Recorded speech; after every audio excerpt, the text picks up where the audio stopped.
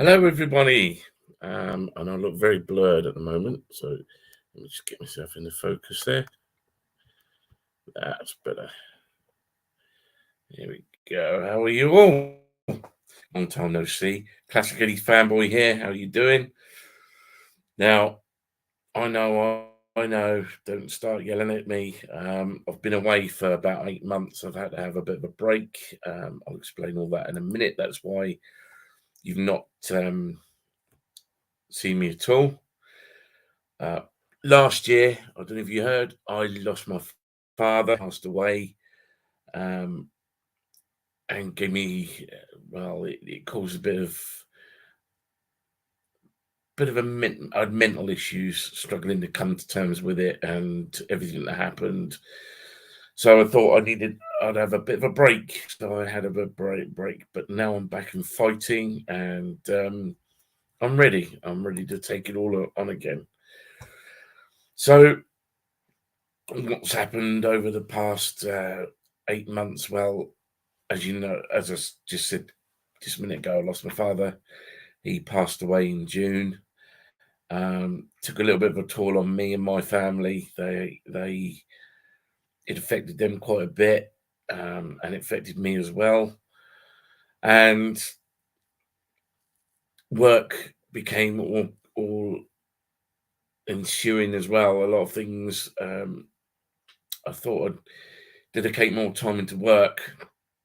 Now the bonus is that I've been given a promotion, which is good news in a way. More responsibility. I'm now a key holder for my store, which means I'm responsible, going to be one of the ones responsible for locking up and opening up first thing in the morning. The only drawback at the moment is that it takes up my weekends as well. So I work my son, well, at the moment, I'm working virtually every Sunday. So I'm working Saturday and Sunday, which doesn't give me a lot of time for anything. But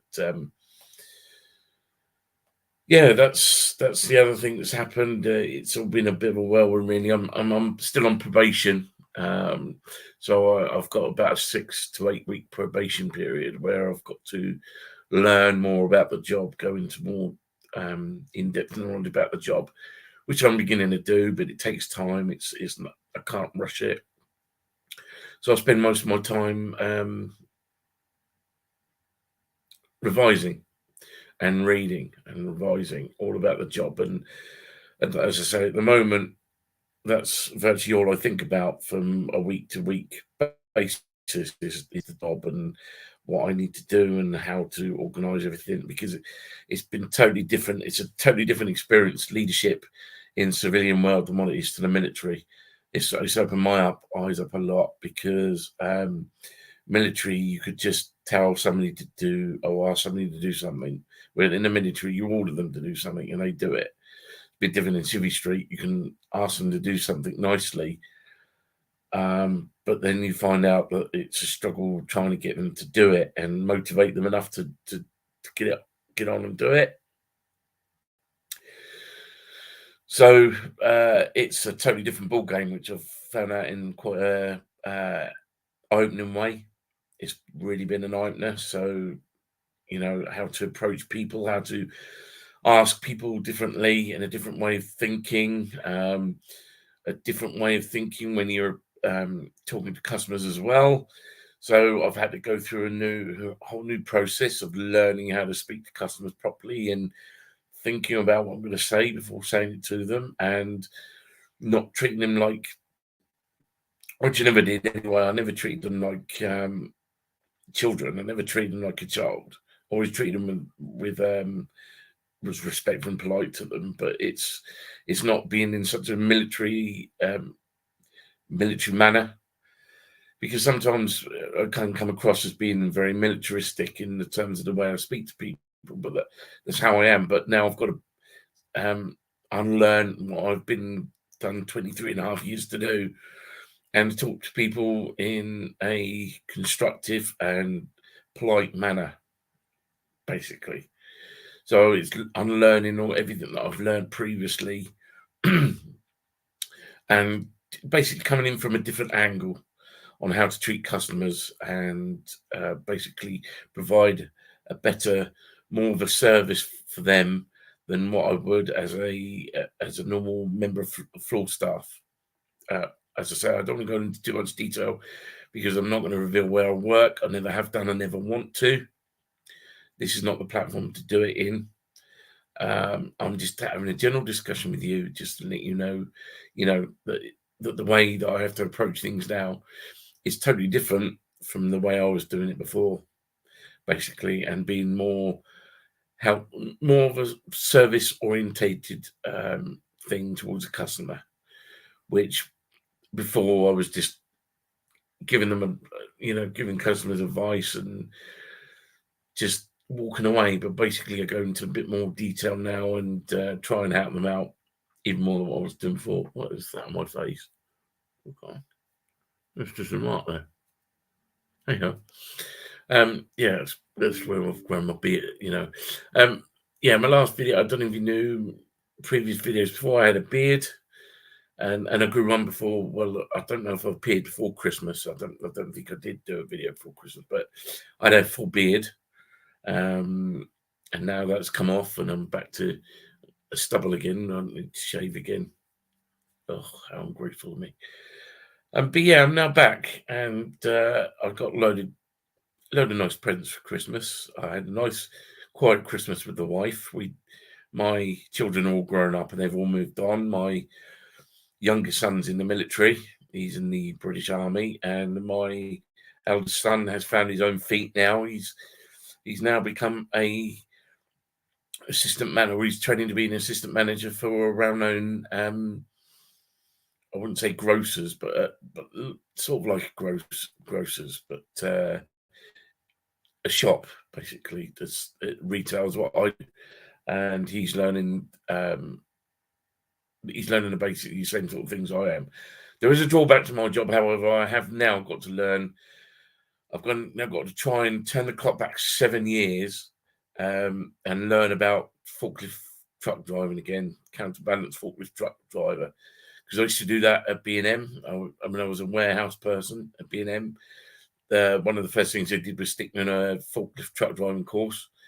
So I've now got to turn back the clock and try and remember everything I learned from previously 7 years, because I don't know if I don't know if you know, but when you do a forklift and truck driving course these days, it's only specified when you pass a test, and that's the practical test as well as theory, because there's two sides to it. I could only then work for B&M stores. I could never transfer the forklift truck driving qualification to another store, to a different company. I had to stick with B&M. So that's the drawback these days. You cannot keep your license and transfer it from company to company. You can only do it through the company you're with at the time. Oh, excuse me. So yeah, I've now got to go over the counterbalance forklift truck theory in my head and go back to doing that again and learn how to do it again, which is it's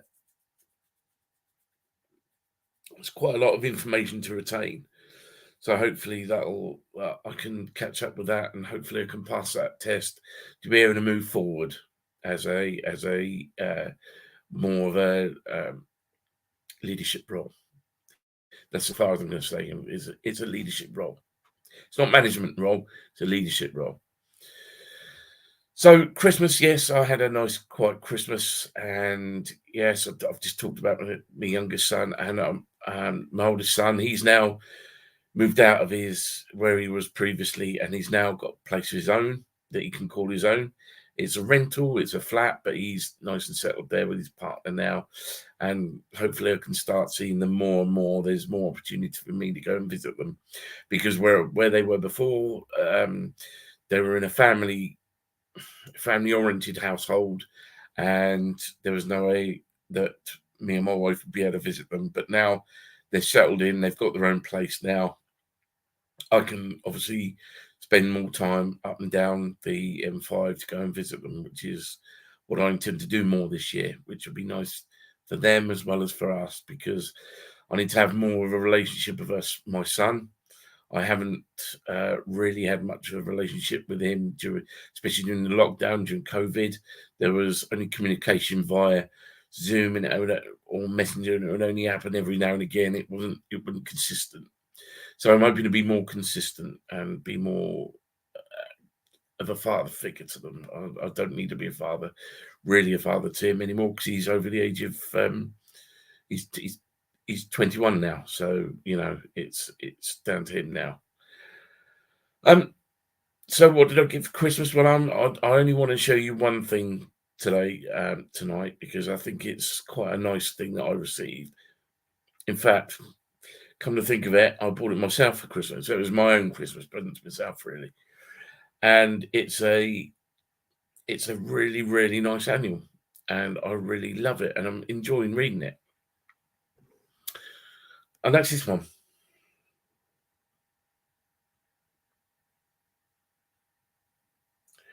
Written by David Toy Polloi. Created his own annual for the very, very first time. And it's by the company that's done it is called Fusion. He writes for a magazine called Fusion every so often, and he writes reviews and everything like that. But I don't know if you know about Toy Polloi, but I'm going to explain a little bit about him. He is basically a toy repairer and a toy restorer. He restores toys and repairs them in his own time. It's his hobby. That's what he enjoys to do. He's a graphic designer by trade, but he enjoys fixing toys. And not just any old toys. He likes fixing vintage toys, which is his passion. He grew up around the same time as I mean, I grew up mid 70s, early 80s. He grew up late 70s, early 80s as well. But it's a fascinating book, and I can't guarantee, I can't say how brilliant it is enough. It is a fabulous book. It's absolutely wonderful. I don't really know if I can show you pages, but because I could get into trouble for copyright, obviously. But there's some beautiful things in there. He talks about the kit he uses to fix, how he fixes all the different bits and pieces he uses to fix the toys in question. He has his own. I don't know if it's a studio but I think he classes it as a studio. And it gives you an idea of all the different bits and pieces that he uses to fix all his equipment. And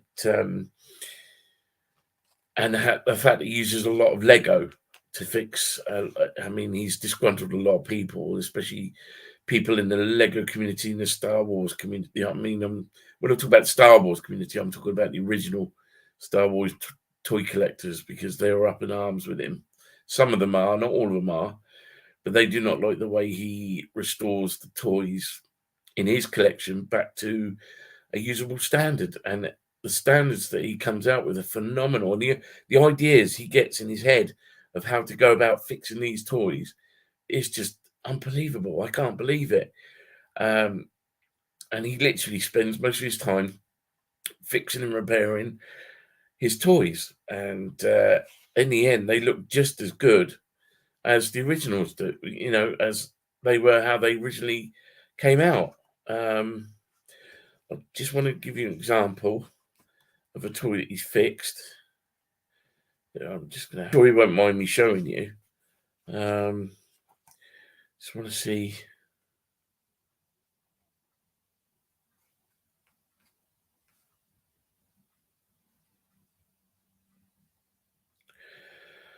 I'm going to try and see if I can find an Action Man, because these cover all different topics. He's a Star Wars fan.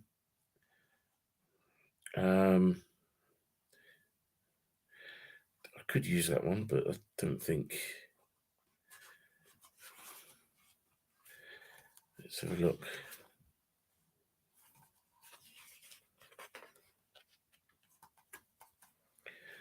I'll just show you now. I had one then.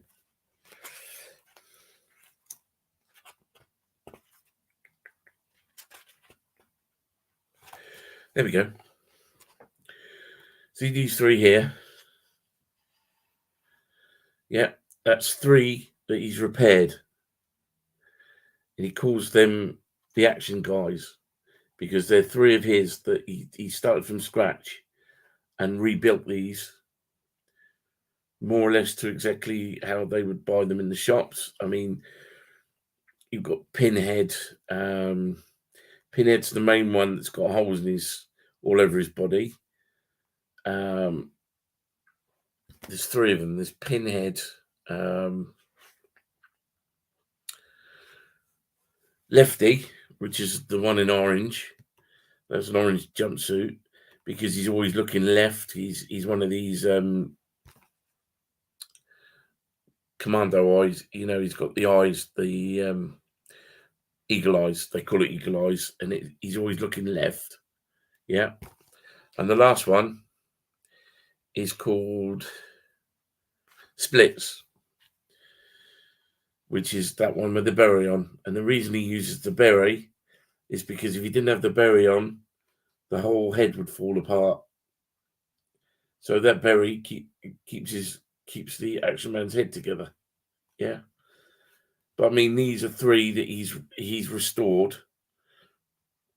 Not quite to the original condition, because Pinhead you can't really do an awful lot with, and Lefty, but he uses these as his not his demo, but they're on most of his videos when he's showcasing new other figures that he has. So they're always sat there or stood there when he does his repair videos.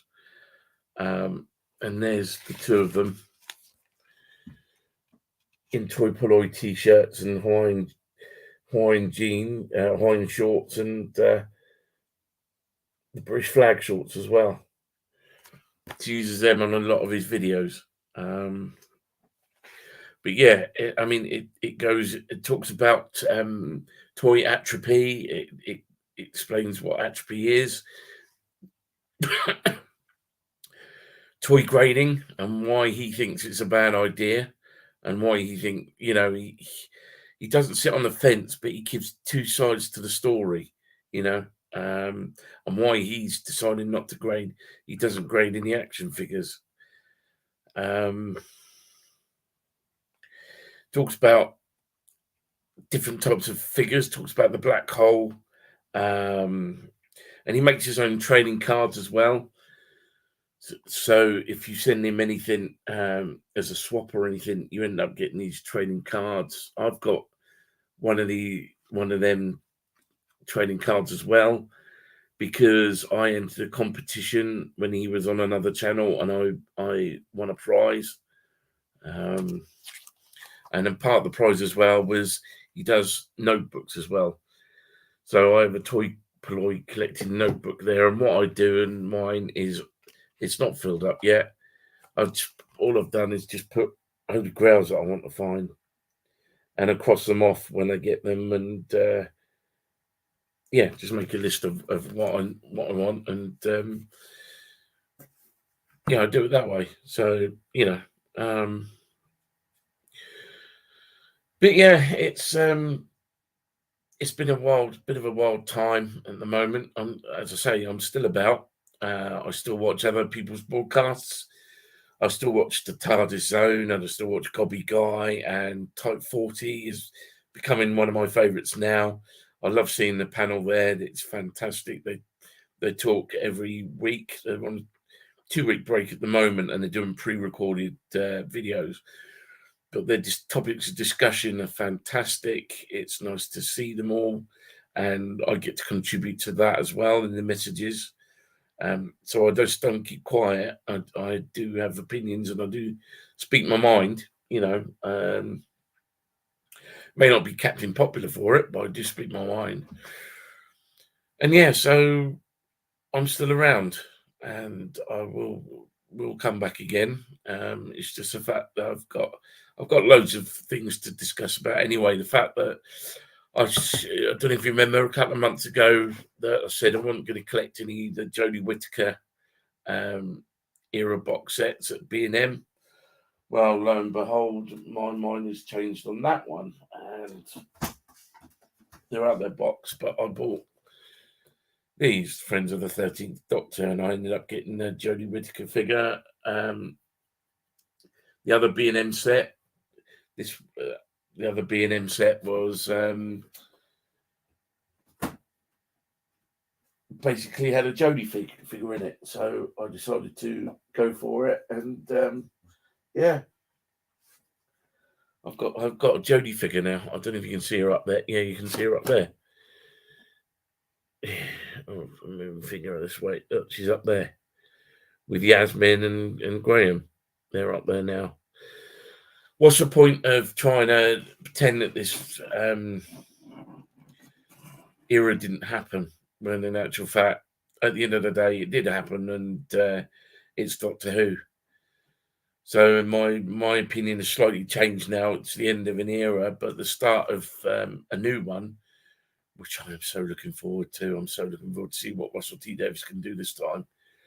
And yeah, I've got more He-Man figures up there. I've now got Sandman up there. He's up there as well, fighting his corner. In fact, I've got so many now. I'm running out of room to put them in. So I've Skeletor's had to go up above there on my TARDIS there. So he's up there in the corner. You've got about 3 different Skeletors and 3 different He-Mans now. So, you know, they're all different. They're all in individual figures, and they're all slightly different from each other. So that collection is growing. Fisher Price Adventure people. Now I did take a break from that for a while, but now I'm getting into collecting them again. But I'm doing what Todd Ploy suggests, and Dave always suggests, to take your time and don't rush. So this time I've added the Alpha Star Commander and the Alpha Star Pilot. I found them two going at a good price on eBay. They were going for £3.50 each. What's killing it the most at the moment is the postage. The postage is really expensive to post and send. Even little 3 3/4 Fisher Price figures now are really expensive to post, especially the eBay price on there. So I am taking my time. I'm not rushing. I've got a few more things to collect for the space set. I've got the X-Ray Man and X-Ray Girl. I'd like to get another Clawtron because my Clawtron's not the greatest example. And it's a lot of the stickers worn away at the front. And there are other little bits in that there's an alien spaceman in a full space suit, and an alien female in a full space suit with their helmets. So they're wearing full helmets as well. I need to find them, but I will. And like Dave says, I'm going to take my time about it. I'm not going to rush. I've got quite a lot to pay out for this year. The car, even though I've got a new car, I've got the insurance and tax to pay for, as everybody else does. So that's going to take me a while to pay that off. So that'll be my next thing, and I will be back. It's about time I come back. It's been a while, and it's nice to see you all. And we'll have a conversation again very, very soon. So take care of yourself, and I'll speak to you soon. Cheerio.